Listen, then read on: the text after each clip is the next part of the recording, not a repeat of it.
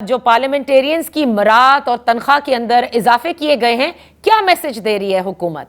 मतलब ये कहीं से लगता है कि ये एक गरीब मुल्क की हुकूमत है, बड़े बड़े प्रोटोकॉल्स के साथ, बड़ी बड़ी लग्जरी कार्स जो कि इंपोर्ट होती हैं, उसमें वज़रा आते हैं, पीछे पीछे सारे जो आप लोगों को सर्व करते हैं वो आते हैं।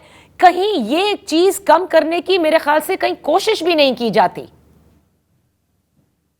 नहीं, मुझे थोड़ा सा इधर जो है वो करेक्शन करनी होगी।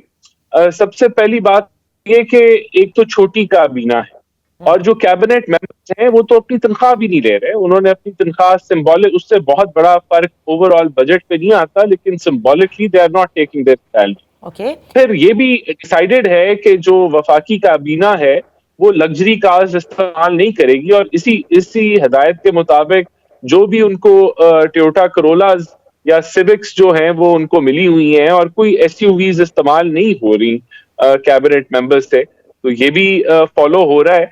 तो उसके अलावा उनकी अगर सैलरीज में तो 20% इजाफा जो है वो हुआ है और वो बाकी ओवरऑल जो जो सरकारी मुलाजमीन है उनकी सैलरीज में भी 20 और 16 ग्रेड से नीचे 25% इजाफा हुआ है। तो उनकी मरात में कोई इजाफा नहीं हुआ, बल्कि कैबिनेट तो कफायत शारी बिल्कुल कर रही है और आगे भी करती नजर आएगी।